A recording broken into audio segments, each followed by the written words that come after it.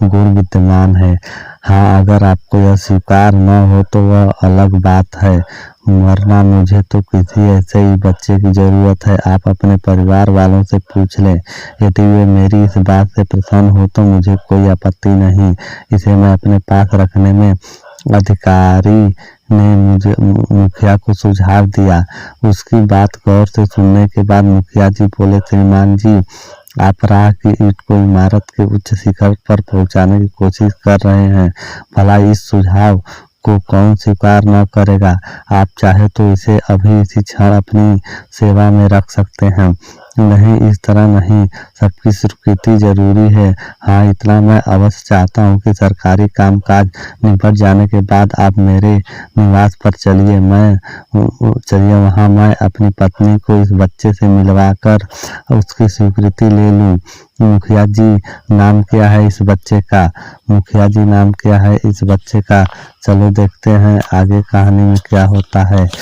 अरे, मुझे दीपक कहते हैं चाचा जी, जवाब मुखिया जी के बजाय दीपक ने दिया। शाबाश बेटे दीपक, तुम अवश्य दीपक की तरह चमकोगे। अधिकारी उसे दुआओं पर दुआएं दिए जा रहे थे और मुखिया जी अधिकारी के इस निर्णय को अपना पूर्ण प्रताप और दीपक का सौभाग्य समझ रहे थे।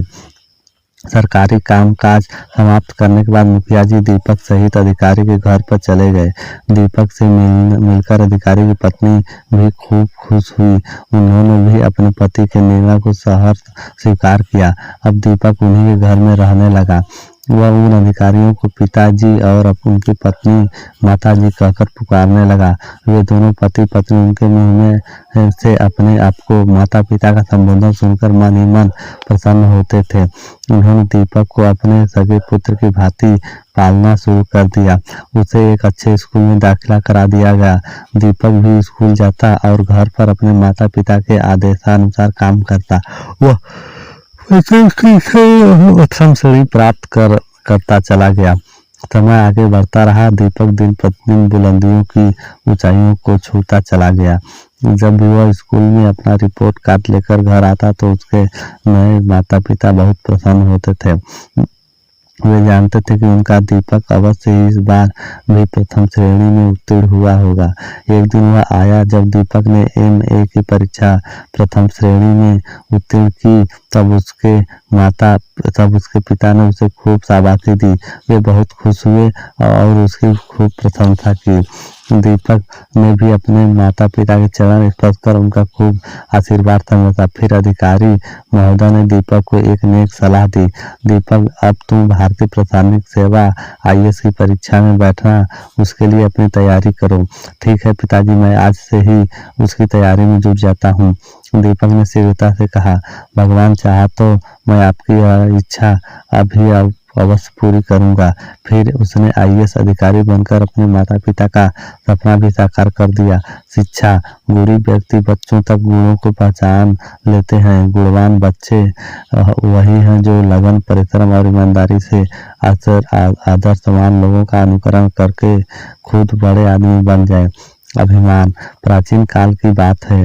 रावण ने शंकर भगवान को प्रसन्न करने के लिए कैलाश पर्वत पर जाकर आराधना शुरू कर दी, किंतु बहुत समय बीतने पर भी भगवान शंकर प्रसन्न नहीं हुए।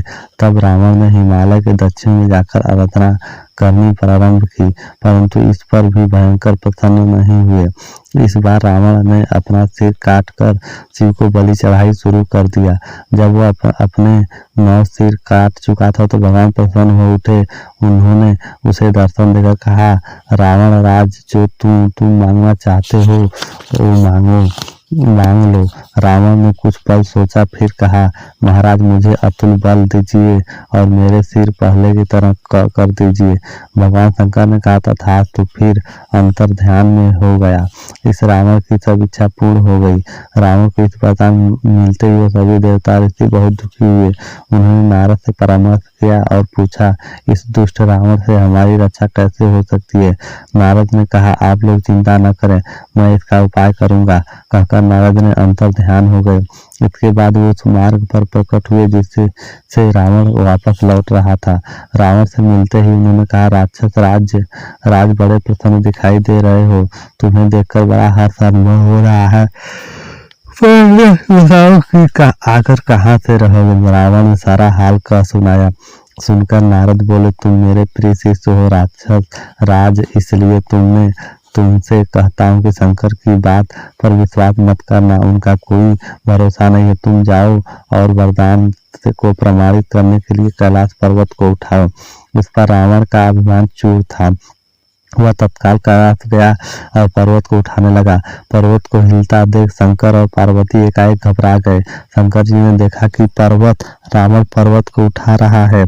शंकर ने कहा, यह क्या हो रहा है। पार्वती ने हंसकर कहा, आपका शिष्य आपको गुरु दक्षिणा दे रहा है।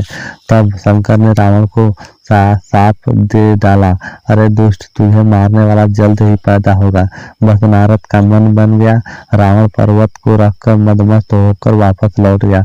शिक्षा, शक्ति के घमंड में चूर होकर कभी भी अपने बल को व्यर्थ के कामों में नहीं लगाना चाहिए। अच्छे कामों में लगने वाला बल ही अच्छे परिणाम देता है। तेजस्वी राजा, पुराने समय में एक राजा था। वह जितना प्रभावशाली था उतना ही तेजस्वी भी था। उसकी तेजस्विता के सामने सूर्य का प्रकाश, चंद्रमा की चांदनी भी फीकी मालूम होती थी। वह सदा अपराजित रहा था। जीवन में कभी भी कोई उसे हरा न पाया था। उसकी पत्नी बहुत सुंदर थी। एक दिन वह अपने कुलगुरु से मिलने गया। वहां उसने अपने कुलगुरु से पूछा, मान्यवर, इस जन्म में मैंने जो कुछ पाया है वह किस पुण्य के प्रताप के कारण मिला है। मैं यह जानना चाहता हूँ कि वह पुण्य क्या है। कलयुग ने पूछा, क्यों जानना चाहते हो राजन। कहकर वे राजा के चेहरे के भाव पढ़ने की चेष्टा करने लगे। इसलिए गुरुवर, ताकि मैं आगे उस पुण्य से भी ज्यादा पुण्य का काम कर सकूं और फलस्वरूप भविष्य में इस जन्म से भी अधिक धन धान्य और यश अर्जित कर सकूं। राजा ने बताया। कुलगुरु मुस्कुरा दिए, बोले, राजन, वह पूर्ण संतुष्ट था। क्या मतलब गुरुवर। सुनो राजन, पूर्व काल में एक स्त्री थी और तुम उस स्त्री के सेवक थे। वह स्त्री सदा शिव की आराधना में लीन रहती थी। यही उसका कर्म था, यही उसका धर्म है। उसने एक बार पुरस्कार में लवण चलकर दान किया था। उसने सोने का वृक्ष भी बनवाया था, जिस पर सोने के फूल और देवी देवताओं की स्वर्ण प्रतिमाएं लगाई गई थी। यह वृक्ष देवताओं की सभी प्रतिमाओं से जड़ित होने के कारण सुंदर स्वस्थ था। वह स्त्री हर रोज उस वृक्ष पर जड़ी देवी देवताओं की प्रतिमाओं की पूजा करती थी। उस वृक्ष को बनवाने में तुमने निष्फल भाव से सेवा की थी। जब इस काम में तुम्हें अतिरिक्त पैसे दिए जाने लगे तो तुमने उन्हें लेने से इनकार कर दिया। तुम्हारा कहना था कि यह तो धर्म का कार्य है। तुम्हारी स्त्री ने भी वृक्ष के फलों फूलों और देवी देवताओं की प्रतिमाओं को चमकाने में निस्वार्थ भाव से मदद की थी। अतः इस जन्म में तुम्हें कुछ मिला है, उसी जन्म के पुण्यों व संतुष्टि के कारण मिला है। हे राजन, कुलगुरु कुछ देर के लिए रुके, फिर पुनः बोले, राजन, उस समय तुम सामान्य व्यक्ति थे, अब तुम राजा हो। अंत के पर्वत दान करो। जब तुम्हारे श्रमदान करने में तुम्हें इतना पुण्य मिल सकता है कि तुम राजा बन सकते हो, तो अन्य पर्वत दान करने में कितना फल मिलेगा, इसकी तुम सहज भी कल्पना कर सकते हो। कुलगुरु की बात राजा को समझ में आ गई।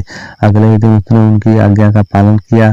शिक्षा, निष्पक्ष भाव के कार्य सदा पूर्णतः होता है। निष्पक्ष भाव के किया गया कर्म इंसान को राजा भी बना देता है। पूर्ण का चमत्कार। किसी नगर में ब्रज नामक चोर रहता था। वह जिसके यहाँ चोरी करता उसको तनिक भी अनुभव नहीं देता था। उसके यहाँ पर चोरी कर रहा था, उसका हृदय वज्र की भांति कठोर हो गया था, अतः उसका नाम भी वज्र पड़ गया था। पकड़े जाने के डर के कारण वह चोरी के माल को कभी अपने घर में नहीं रखता था। उस माल को आता था। संयोगवश एक दिन जब वह जंगल में अपनी चोरी का माल गड्ढे में दबा रहा था, तो एक लकड़हारा भी जंगल में लकड़ी काटने आया था। उसने उसे दहन गाड़ते देख लिया, किंतु यह बात उसे चोर पर जाहिर नहीं होने दी। वह खामोशी से छुपकर सब देखता रहा। उधर वज्र ने माल को गड्ढे में गाड़ा और वापस घर की ओर रवाना हो गया। वज्र के जाने के बाद लकड़ा उठ के बाहर आया और धन वाले गड्ढे को खोदने लगा। जल्द ही वह धन तक पहुंच गया और धन निकालकर उसने गड्ढे को पहले की भांति मिट्टी से भर दिया और निकाले धन को लेकर अपने घर की ओर चल दिया। घर आकर उसने वह धन अपनी पत्नी को दिया। उसकी पत्नी ने पूछा, यह धन आप कहाँ से लाए हैं? पहले तो कभी इतना धन नहीं लाए। पहले तो उसने आनाकानी की, परंतु फिर पत्नी का अत्यधिक आग्रह करने पर उसने सब कुछ सच बता दिया। सारी बात पत्नी सोचने लगी कि फिर अचानक ही उसके चेहरे पे भाव परिवर्तन होने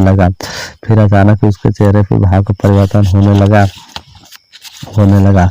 वह बोली, सुनो स्वामी, जो धन अपनी मेहनत से कमाया जाता है वह धन घर में रुकता है। आपकी सोचिए कि हम कब तक इस पाप को धन का उपयोग कर सकेंगे। अतः इससे जनता की भलाई के लिए कुछ काम करो और मैं इस पापी के धन के एक फूटी कौड़ी भी नहीं लूंगी। लकड़हारे ने कहा, अरे भाग्यवान, काहे को तू आई हो लक्ष्मी को ठुकरा रही हो? यह धन जीवन में कभी कभी प्राप्त होता है। नहीं जी, मैं इस पापी धन को अपने घर में घुसने नहीं दूंगी, चाहे कुछ भी हो जाए। लकड़हारे की पत्नी ने कहा, किंतु लकड़हारे ने उसका विरोध किया, लेकिन अंततः उसकी पत्नी बात के सामने हार गई और उसको वापस गड्ढे में गाड़ने को कहकर चल पड़ा। चलते चलते अचानक उसके दिमाग में एक युक्ति आई। वह इस धन को कहीं गाड़ सकता है, इसका प्रयोग स्वयं करे तो इस प्रकार उसकी पत्नी को भी कुछ पता नहीं चलेगा, वह धन भी हाथ से निकल जाएगा। इसी तरह अच्छी अच्छी कहानियां देखने के लिए चैनल को सब्सक्राइब करें और वीडियो को लाइक करें। बाय।